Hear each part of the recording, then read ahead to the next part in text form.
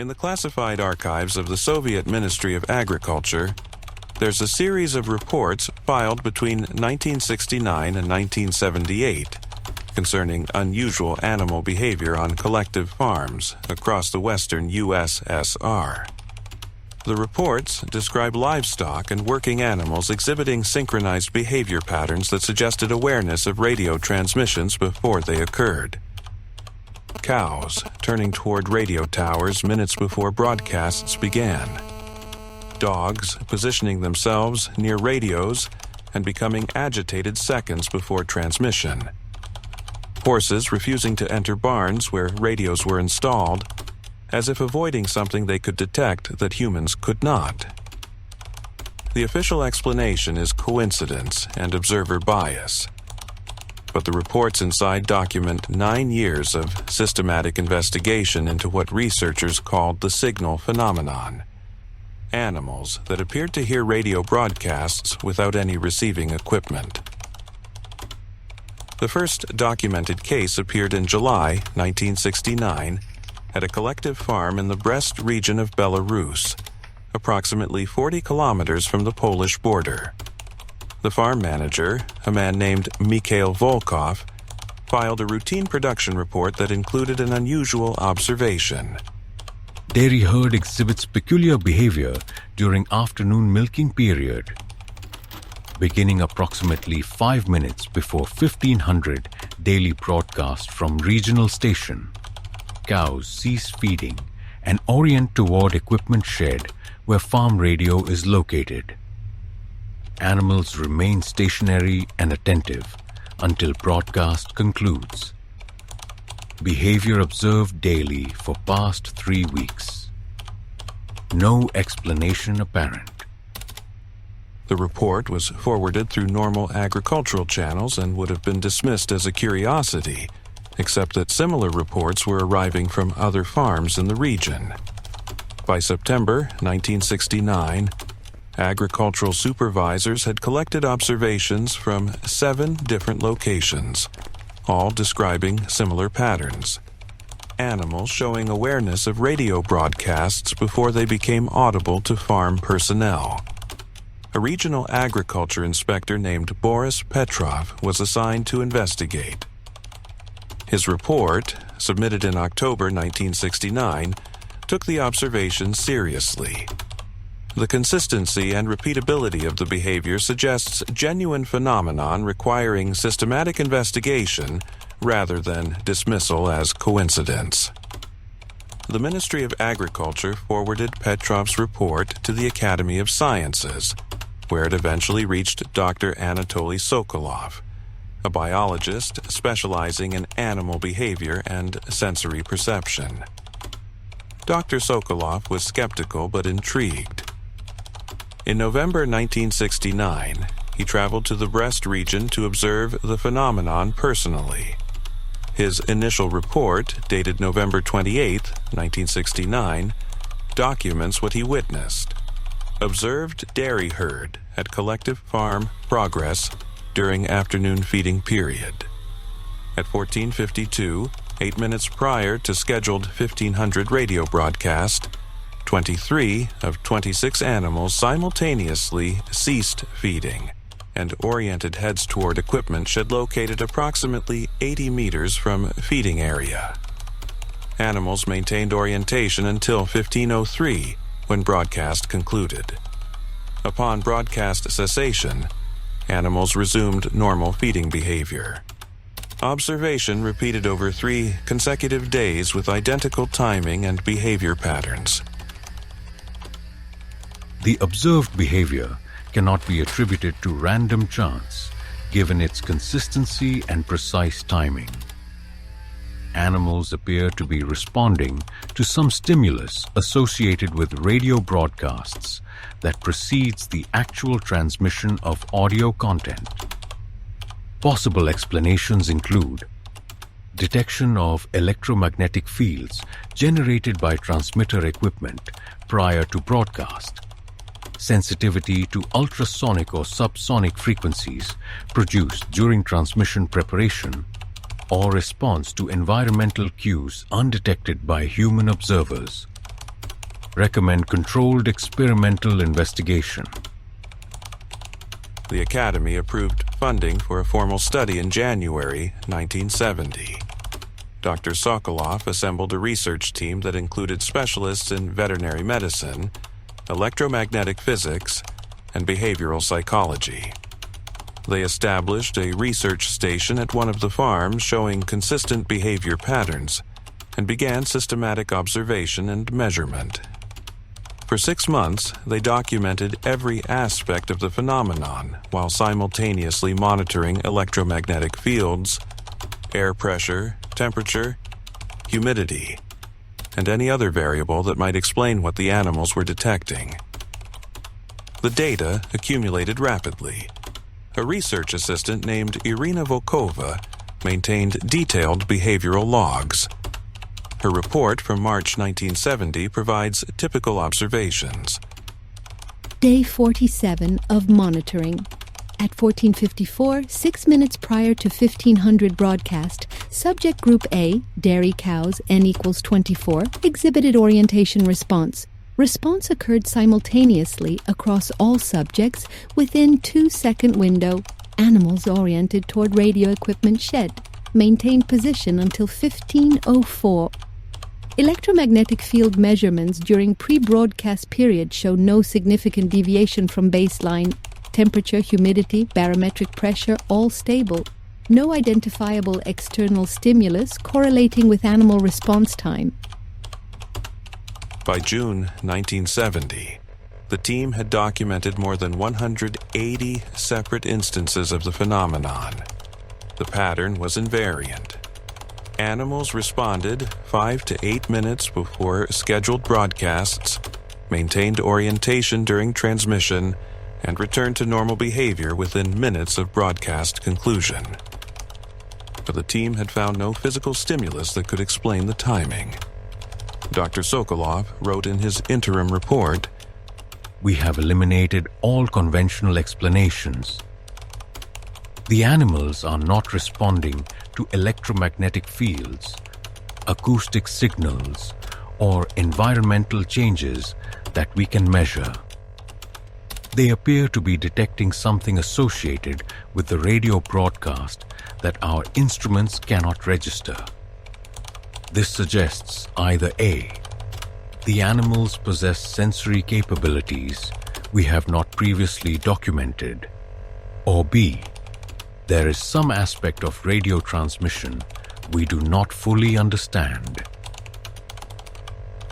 The research took an unexpected turn in August 1970, when one of the team members, a physicist named Dr. Andrei Volkov, made an observation during a planned experiment. The team had arranged with the regional radio station to conduct an unscheduled test broadcast at 10:30, a time when no transmission normally occurred. This was designed to determine if the animals were responding to the broadcast itself or to some learned schedule. Dr. Volkov's report describes what happened.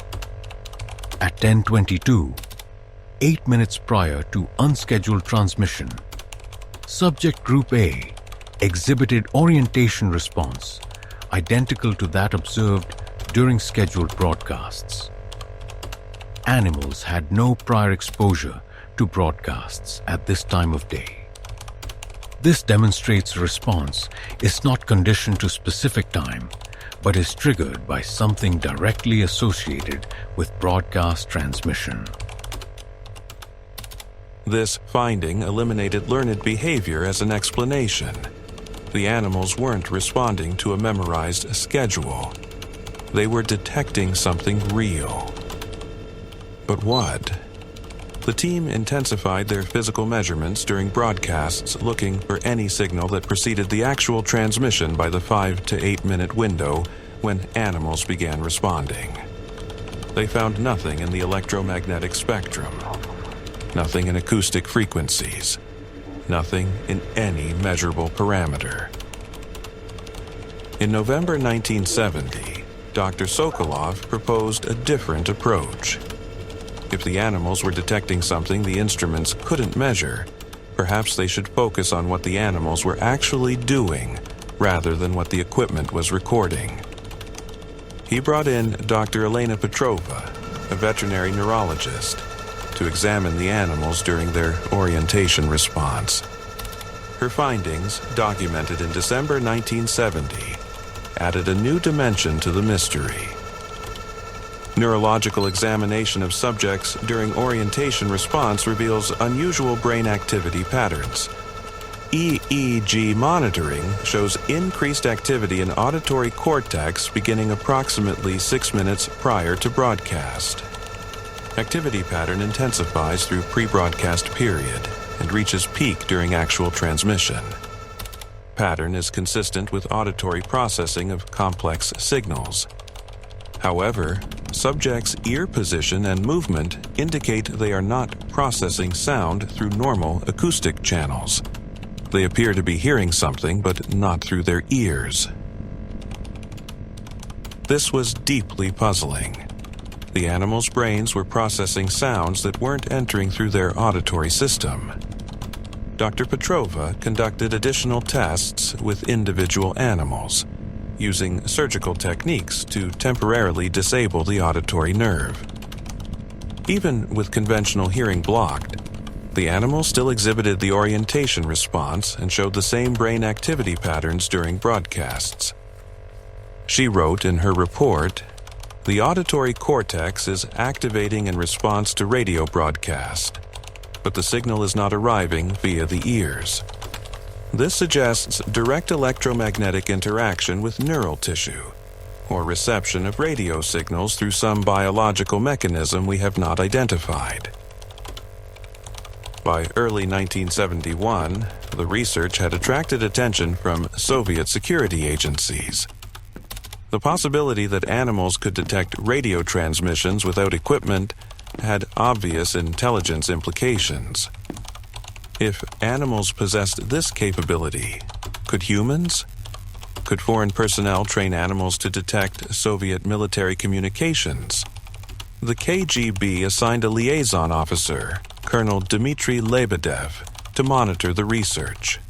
His presence changed the project's character from pure science to strategic investigation. Under Colonel Lebedev's direction, the scope expanded. If livestock showed this capability, what about other animals?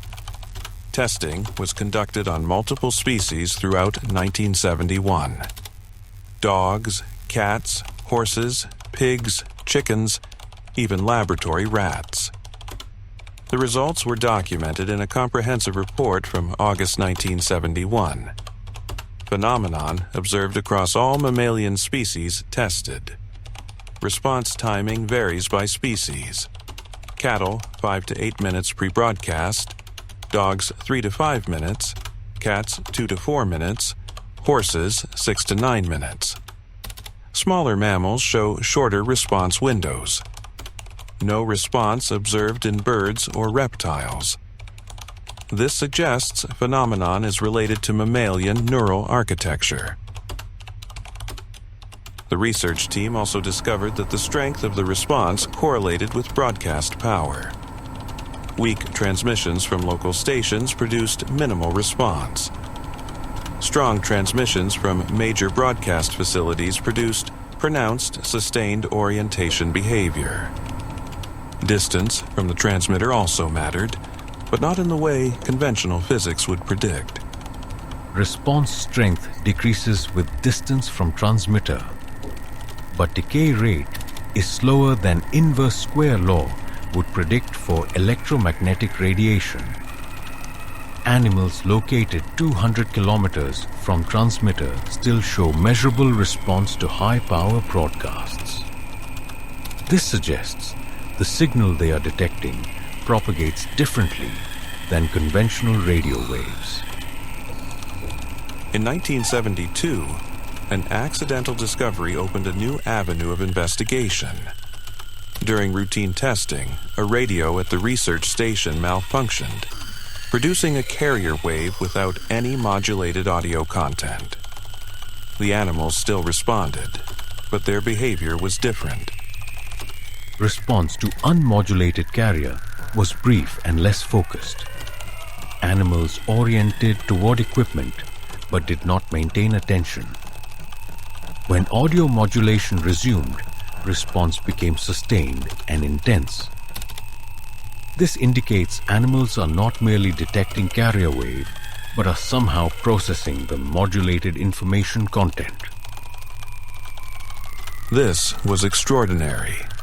It suggested the animals weren't just aware that a transmission was occurring. They were somehow perceiving the actual broadcast content. To test this, the research team designed an experiment using different types of broadcasts: music, speech, different languages, technical signals. The results were documented in a report from November 1972. Animal response varies with broadcast content. Classical music produces relaxed orientation. Human speech produces attentive orientation.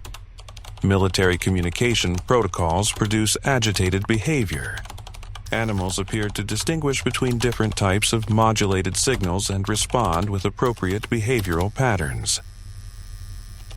Dr. Petrova conducted follow-up neurological studies to understand what was happening in the animals' brains during these responses. Her findings, reported in February 1973, were unsettling.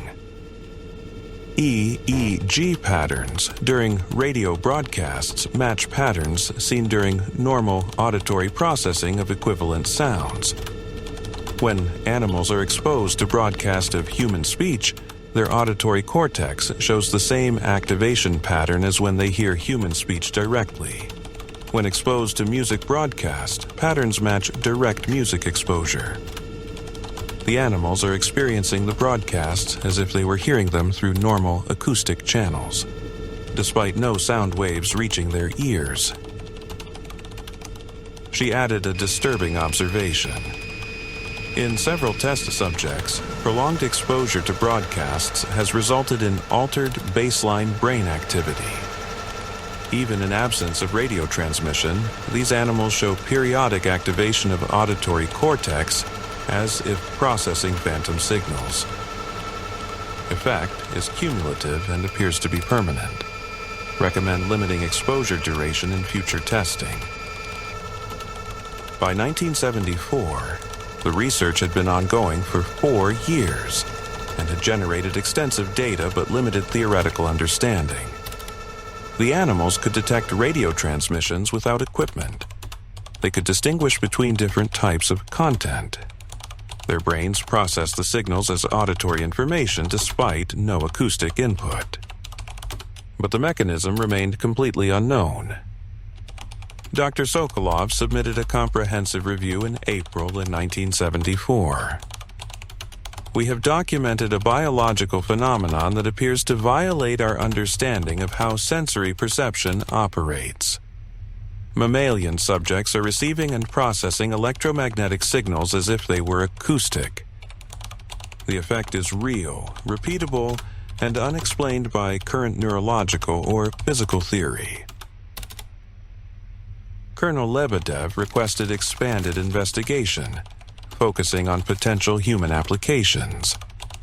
If animals could receive radio signals directly, perhaps humans could be trained or modified to do the same. A small program was initiated in 1975 to test human subjects for any indication of similar capability. The results were uniformly negative. Extensive testing of volunteers showed no evidence that humans could detect radio broadcasts without equipment, even with training or exposure. Human subjects show no measurable response to radio transmissions under any test conditions. Whatever biological mechanism enables animal reception appears to be absent in humans or requires neural architecture significantly different from our own. A researcher named Dr. Yevgeny Orlov, who supervised the human testing, wrote that report. But in 1976, something unexpected occurred during routine animal testing. One of the long-term test subjects, a dog that had been exposed to regular broadcasts for more than 3 years, began exhibiting unusual behavior outside of scheduled broadcast times.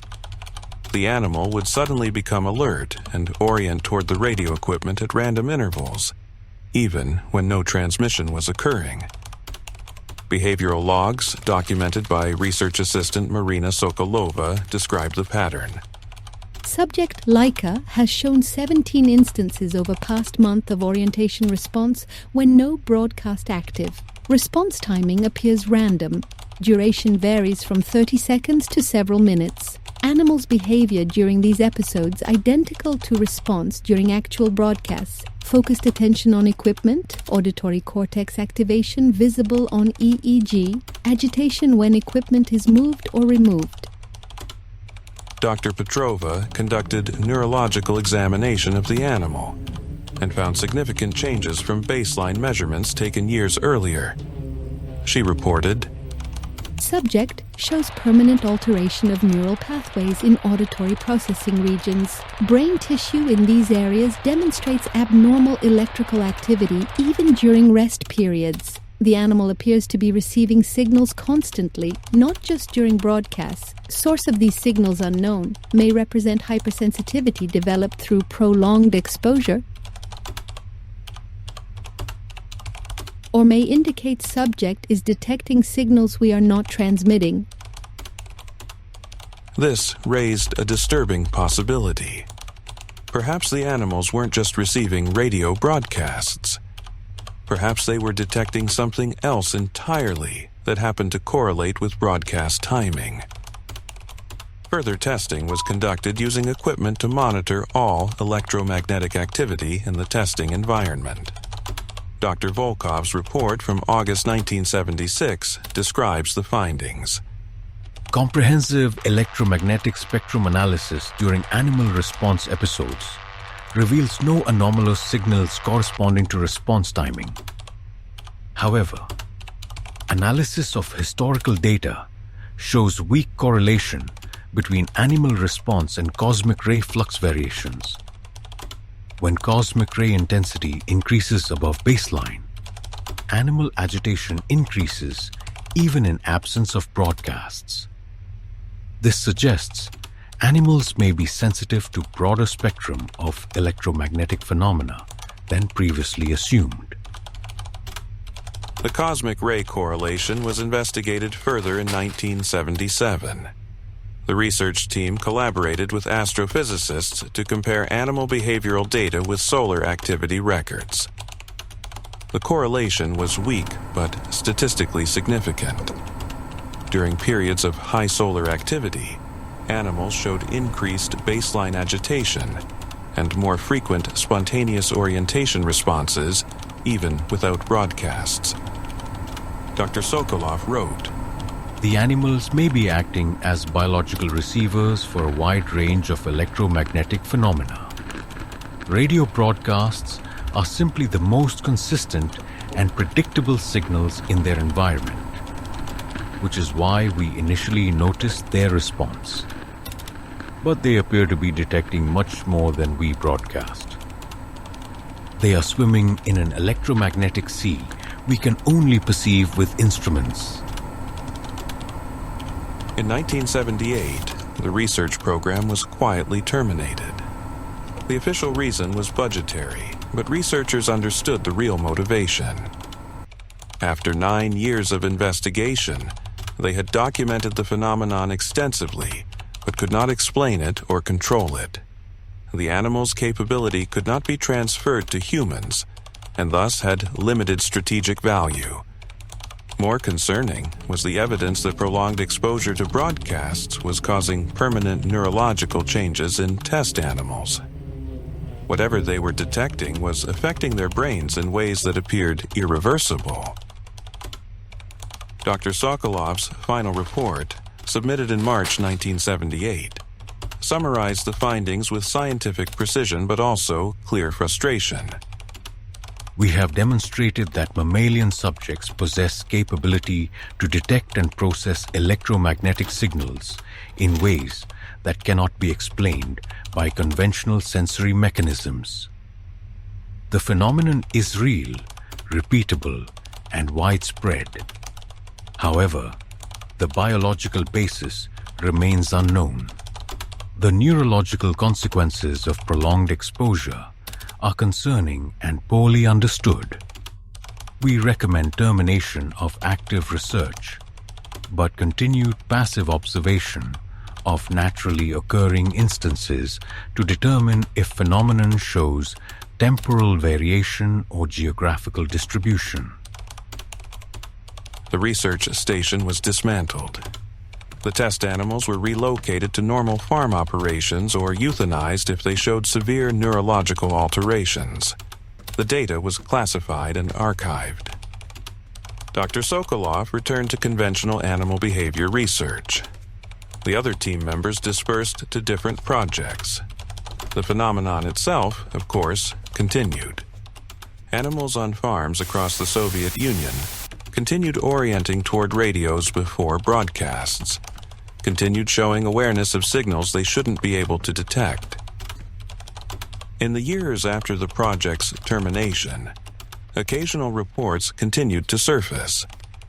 A veterinarian in Ukraine noted in 1983 that farm animals in his region showed heightened agitation during periods of increased military radio traffic. A dairy supervisor in Estonia reported in 1986 that cows had begun responding to radio signals from Western European stations that were technically too weak to penetrate Soviet jamming systems. An agricultural inspector in Kazakhstan filed a report in 1989 describing horses that refused to approach certain locations where military communication arrays were installed, even though the arrays were not visible and made no sound. These reports were filed and archived but not investigated. The official position was that the signal phenomenon, if it existed, was a biological curiosity with no practical implications. But some researchers who had worked on the original project continued to think about what they had observed. Dr. Petrova, in a private letter to a colleague written in 1991, reflected, "We spent 9 years studying animals that could hear without ears, and we never understood how they were doing it. But now I wonder if we were asking the wrong question. Maybe it's not that they developed an unusual ability. Maybe we lost one. Maybe humans used to be able to detect these signals and we've evolved away from it. Or maybe we can still detect them, but we've learned not to listen." In 1998, portions of the Signal Project archives were declassified and became accessible to researchers. A neurologist reviewing the data noticed something in the EEG recordings that had been overlooked during the original investigation. During periods when animals were showing response to broadcasts, there were brief moments of synchronized activity across multiple subjects, even when the animals were separated and isolated from each other. The synchronization occurred in the same instant across all subjects, regardless of their distance from each other or from the radio source. To be continued. This suggested that the animals weren't just receiving signals individually. They might be communicating with each other using the same biological mechanism that allowed them to detect radio waves. Or they might all be responding to some underlying signal that the broadcasts were somehow modulating or revealing. The researcher, Dr. Ivan Morozov, wrote in a 2003 paper, "The signal phenomenon may represent not just an unusual sensory capability, but evidence of a communication channel that exists independently of the electromagnetic transmissions we were monitoring. The radio broadcasts may have been acting as a kind of carrier wave, making visible to our observation a signaling system that normally operates beneath our detection threshold." Modern research into animal behavior occasionally stumbles across echoes of the signal phenomenon. Studies of whale navigation suggest they may be sensitive to extremely low-frequency radio waves generated by natural atmospheric processes. Research on bird migration has documented sensitivity to the Earth's magnetic field, at levels that seem to require quantum mechanical effects in biological tissue. Dogs can be trained to detect cell phone signals reliably enough for use in security operations. But no systematic investigation has been conducted into whether these capabilities relate to what Soviet researchers documented in livestock between 1969 and 1978. The equipment used in the original research no longer exists. The test facilities have been repurposed or demolished. Most of the original researchers have died. But the animals are still there, on farms across what used to be the Soviet Union, and presumably everywhere else that mammals and radio transmissions coexist, still orienting toward signals they shouldn't be able to detect, still processing broadcasts they shouldn't be able to hear, still demonstrating a capability we documented but never understood. And sometimes, if you watch carefully on a farm when a radio is about to broadcast, you can see it yourself. The way the cattle shift their attention a few minutes early. The way the dogs position themselves near the equipment before it activates. The way they listen to something that hasn't started transmitting yet. Or to something that's always transmitting, in frequencies we can't measure and signals we can't decode. Something that the animals hear clearly, in their minds, without their ears.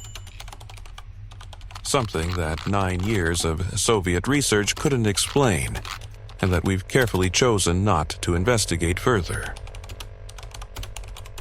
The signal is still there, in the air, in the electromagnetic spectrum. And the biological receivers that evolution built into mammalian brains for purposes we don't understand. Broadcasting continuously. Whether we listen or not. And of declassified material.